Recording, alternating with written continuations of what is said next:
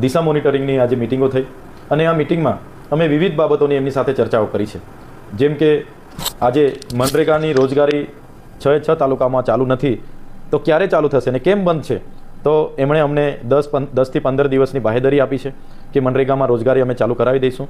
બીજું કે નરેન્દ્રભાઈ મોદી જ્યારે વડાપ્રધાન ડેડિયાપાડા તાલુકામાં આવે છે ત્યારે તો તંત્ર આજે યુદ્ધના ધોરણે લાગી ગયું છે.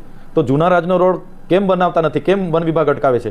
દેમોગરાના રોડ માટે આટલા બધા ઝાડો કપાય છે, ત્યાં કાયદો નડતો નથી અને જૂના રાજ માટે નડે છે.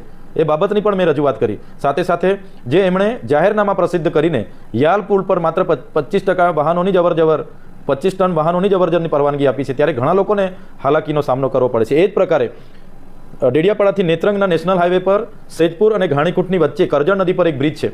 એના લીધે ત્યાં એંગલ લગાડવામાં આવ્યા છે, જેના કારણે 4 વ્હીલ સિવાયના વાહનોની અવરજવર નથી થતી અને ડાયવર્ઝન ગ્રામ્ય વિસ્તારમાંથી ખેડીપાડા થઈને કેવડી થઈને ફૂલવાડી થઈને આપવામાં આવ્યો છે. ત્યારે નેશનલ હાઈવેને આજે મેં રજૂઆત કરી છે તાત્કાલિક ધોરણે જો બ્રિજ જર્જરિત હાલતમાં હોય તો બાયપાસ એની નીચે બનાવવામાં આવે અને લોકોને આવવા જવા માટેની વ્યવસ્થા કરવામાં આવે, એની એક વાત કરી છે. ત્રીજી વાત, ચિગદા તાલુકો નવો અસ્તિત્વમાં આવ્યો છે ત્યારે ત્યાં બસ સ્ટેશન ઊભું કરવામાં આવે, પોલીસ સ્ટેશન ઊભું કરવામાં આવે, તાલુકા પંચાયત મામલતદાર ઊભી કરવામાં આવે અને સાથે સાથે આઈટીઆઈથી લઈને તમામ પ્રકારની શાખાઓ, તમામ પ્રકારના અધિકારીઓ ત્યાં હાજર રહી અને લોકોની સેવાકીય પ્રવૃત્તિ સરળ બને એ બાબતોની રજૂઆત કરવામાં આવી છે. સાથે મધ્યાહન ભોજનના જે કોન્ટ્રાક્ટરને આપવાની પદ્ધતિ છે, જ્યારે એક જિલ્લામાં એક જ કોન્ટ્રાક્ટર આખી શાળાઓમાં મધ્યાહન ભોજન પૂરું પાડે છે, એવું ગુજરાત સરકારે અહીંયા એક એજન્સી નક્કી કરી છે, જેનો પણ મેં વિરોધ કર્યો છે અને કીધું છે કે જે પ્રકારે મધ્યાહન ભોજન ચાલે છે એ પ્રકારે એમને મધ્યાહન ભોજન ચાલવું જોઈએ. જેવી અનેક પ્રકારની સુખાકારી યોજનાઓની મેં એમની સાથે ચર્ચા કરી છે અને જે રોડ અને રસ્તા પેચવર્કના બાકી છે એને પેચવર્ક કરવામાં આવે, સાઇટ કટિંગો કરવામાં આવે,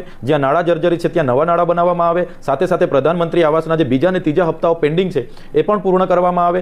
ફોરેસ્ટ ડિપાર્ટમેન્ટની જેટલી યોજનાઓ હોય, ટ્રાઇબલ સપ્લાયની યોજના હોય, નાણાં પંચની યોજના હોય, વર્ષોથી એમની જે ગ્રાન્ટ બચત છે આદિ આદર્શ ગ્રામથી લઈને એ તમામ ગ્રાન્ટોને તાત્કાલિક ધોરણે અમલીકરણ કરીને કામો પૂરા કરવામાં આવે એવી આજે મેં માંગ કરી છે.